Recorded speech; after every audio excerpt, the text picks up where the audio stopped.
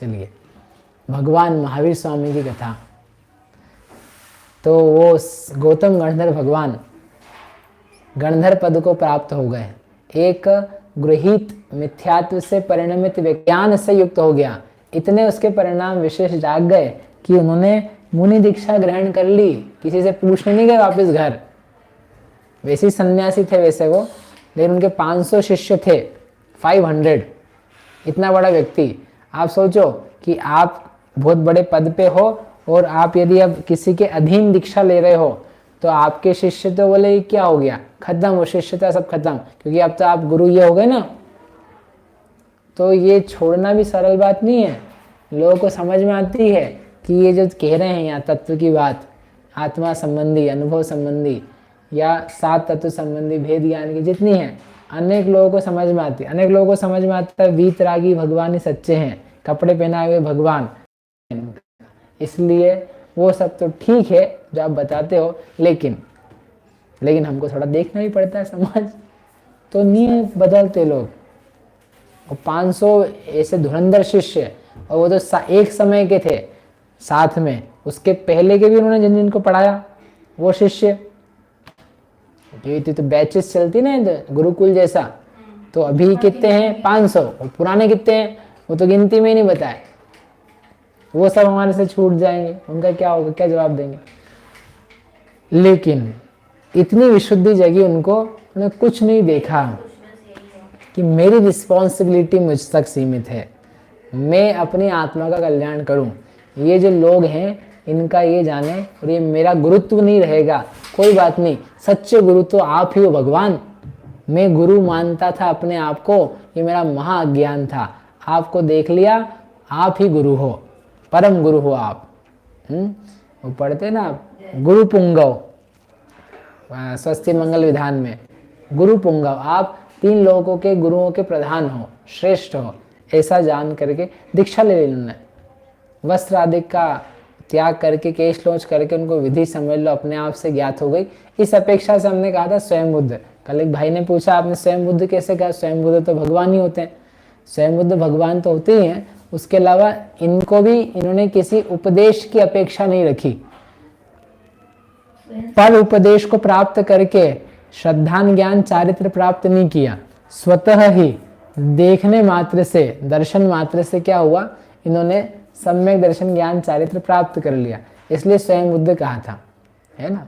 जैसे भगवान स्वयं दीक्षित हो जाते हैं, वैसे ये भी स्वयं दीक्षित हुए और सम्यक दीक्षित हुए। ऐसे कल्पना से कुछ तो भी नहीं करने लगे, इसलिए इनको हमने कहा था स्वयं बुद्ध। अपेक्षा ये थी, ठीक। और जैसे फिर उन्होंने दीक्षा ली, दीक्षा लेकर के भगवान को नमस्कार किया, 4 ज्ञान प्रकट हुए, इनके अंतर आत्मा का अनुभव हुआ, 3 कषाय का अभाव अंतर मुहूर्त में, और श्रेणी क्या, करण आदि परिणाम, एवरीथिंग डन एक साथ, और हो करके बैठ गए वो। और जैसे बैठे दिव्य ध्वनि घिरना भगवान के मुख से चालू हो गई। सारे जितने सभा के लोग बैठे हुए थे सब हर्षित हो गए, जितने दिन से बैठे थे कि ये कुछ तो अपने को सुनने को उपदेश मिलेगा। इंद्रादिक भी थे सब, चारों निकायों के, उनको भी इंतजार था। आज वो दिन पूरा हुआ, सबके मन बड़े हर्षित उल्लसित हुए। और जो साथ में लोग आए थे उन सब ने भी दीक्षा धारण कर ली। एक साथ कितने शिष्य मिल गए? 500। अभी कितने थे? थोड़े गिनती के जो मुनिराज पुराने थे।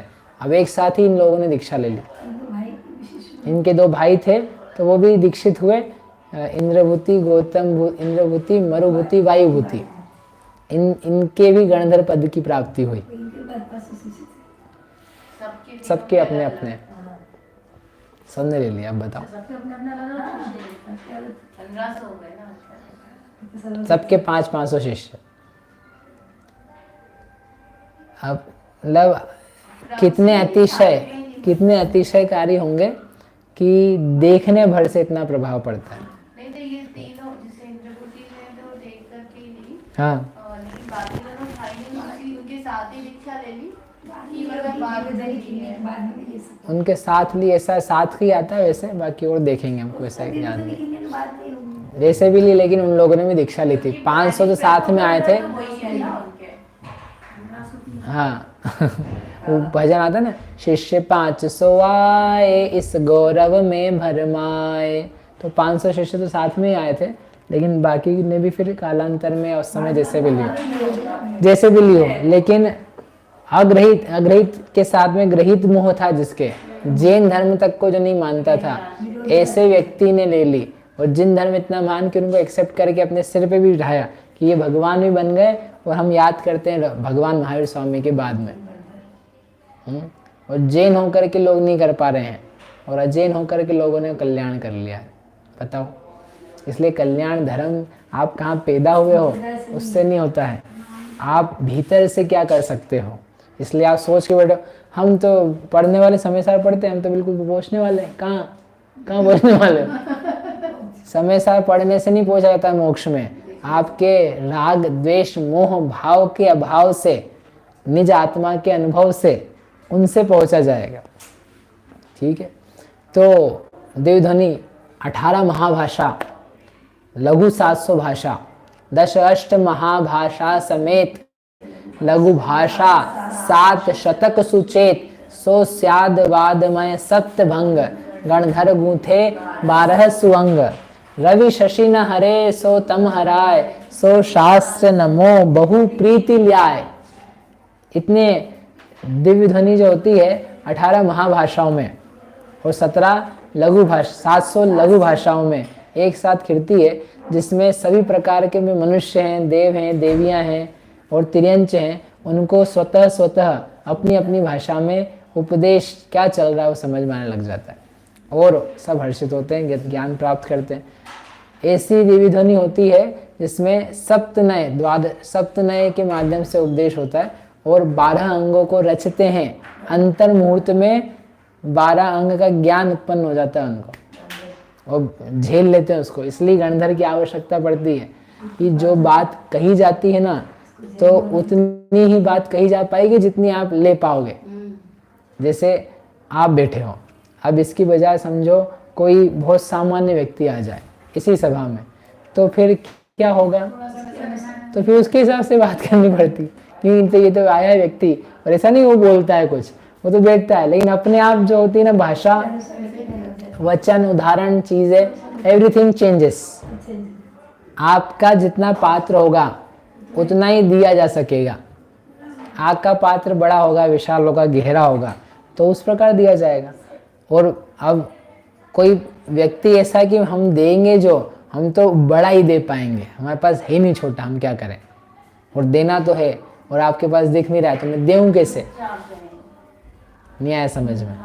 आ गया ना?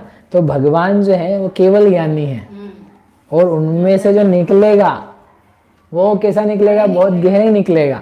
जैसे कोई बहुत ज्ञानी है, संस्कृत, व्याकरण, न्याय, छंद, शास्त्र, अलंकार, सिद्धांत, प्रथमान्योग, कर्णान्योग, चरणान्योग, द्रव्यान्योग, न्याय, इन सब को जानता है, संस्कृत से पढ़ा हुआ है।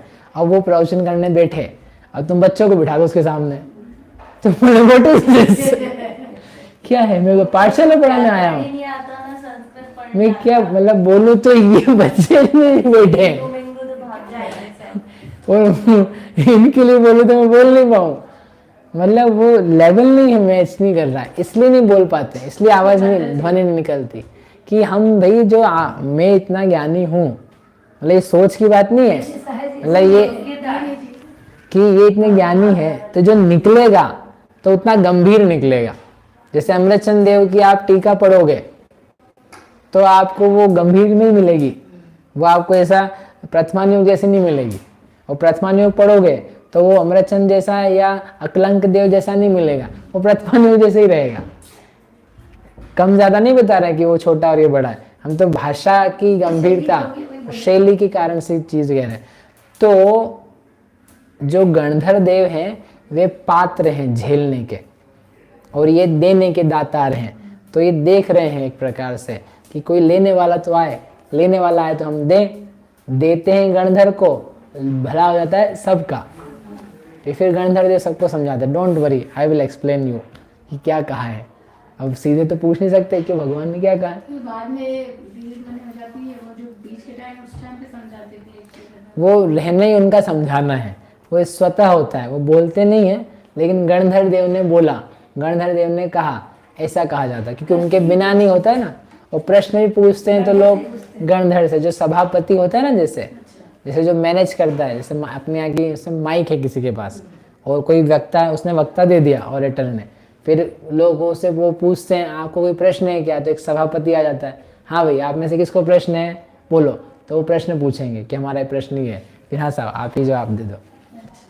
ऐसे ही करते कि नहीं, और ज़्यादा हुआ तो हम ही आपका सवाल का जवाब देते, ताकि हमको पता है कैसे हैंडल करना है। और ये बड़े व्यक्ति हैं, इनके सामने डिस्कशन नहीं हो फालतू के, तो इसलिए अपन ही निपट लेते। तो ऐसा एक जनरली सिस्टम रहता है। तो वहाँ पर वो भगवान की दिव्य ध्वनि होती है, लोग बैठते हैं और अपने आप सबको समझ में आता है, समझ में आता है। अभी अपना दिव्य ध्वनि का आएगा ना तो अपन उड़ लेंगे, अभी पर वो प्रातिहार्य सुबह, तब दिव्य ध्वनि के अंतर्गत सब चीज़ें आ जाएगी। तो इसलिए ऐसी अद्भुत मनोहारी दिव्य ध्वनि प्रारंभ होती है और भगवान का उपदेश प्रारंभ होता है। और भगवान कहना चालू करते हैं, सम्यक दर्शन ज्ञान चारित्राणी मोक्ष मार्ग है। जो सम्यक दर्शन, सम्यक ज्ञान, सम्यक चारित्र है, यही मोक्ष का मार्ग है। उसमें जो सम्यक दर्शन है वो क्या चीज़ है, उन्होंने बताया, श्रद्धानम परमार्थानाम आप्तागम तपोवृताम। जो देव शास्त्र गुरु सत्य हैं उनका श्रद्धान करना, उनको ही मानना, उनमें अपना भरोसा रखना, उसे कहते हैं सम्यक दर्शन। वह 3 मूढ़ताओं से रहित होता है, 8 अंग से सहित होता है और स्मय से रहित होता है। वे देव कौन है जिनका श्रद्धान करने की भगवान आपने कही है, तो उन्होंने कहा देव वे हैं जो आपते नोच्छिन्न दोषेण सर्वज्ञ नागमेशिना, जो आप्त हैं अर्थात वीतरागी हैं, दोषों से रहित हैं, आगम के स्वामी हैं, हितोपदेशी हैं, उनको कहते हैं हित होते हैं। और उनके विविध नाम परमेष्ठी, परम ज्योति इत्यादि हैं। वे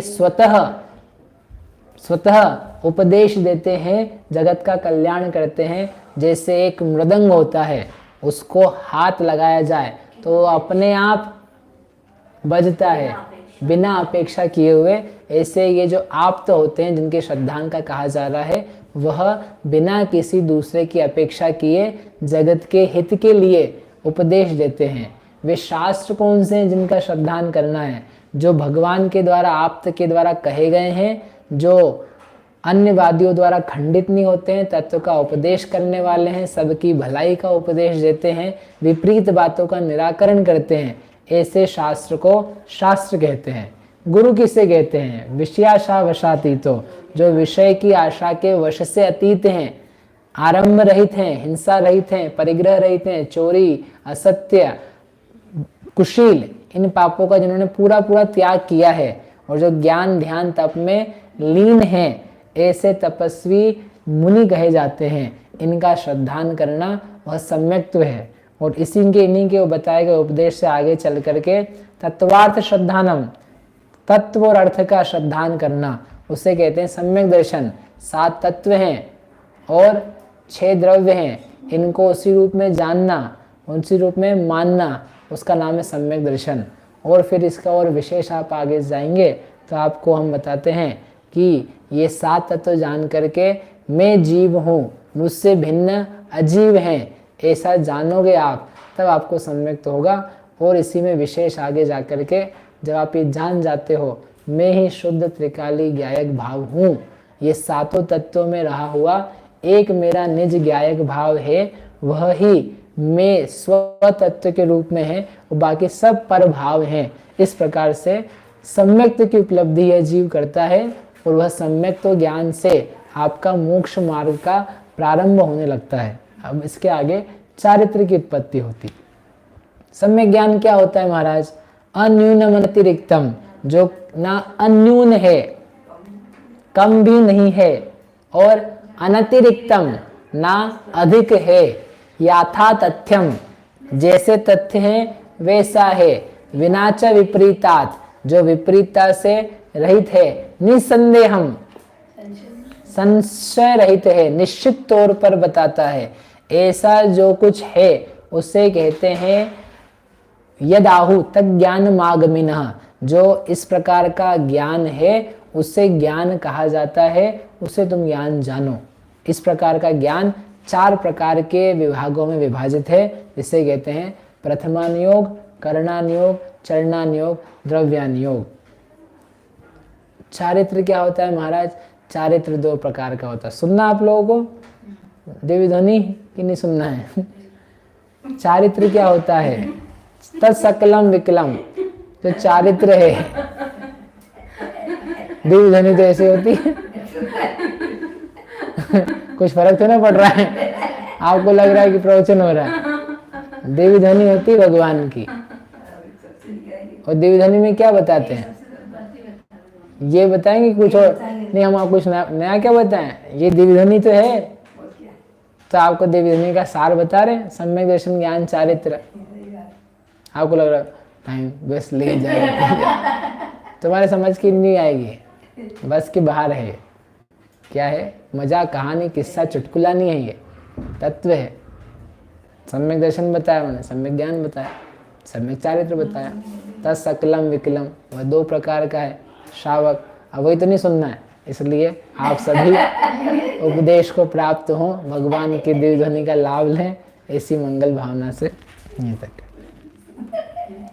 मिथ्यातम नाश वेको, ज्ञान के प्रकाश वेको, आपा पर भास वेको, भानु सी बखानी है। छहो द्रव्य जान वेको, बंध विधि भान वेको, सपर पिछान वेको, परम प्रमाणी है।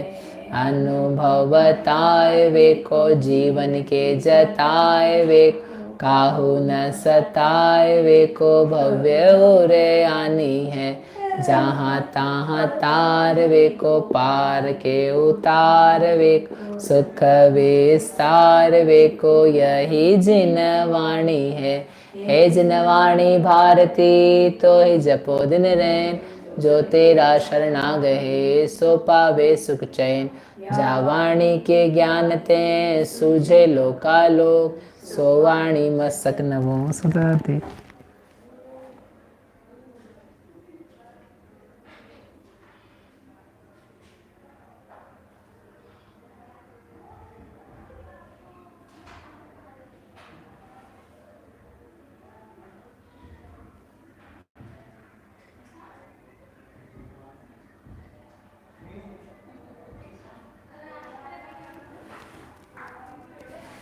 द्वादशांग गुणवाणी माता की जय। महान जैन धर्म की जय।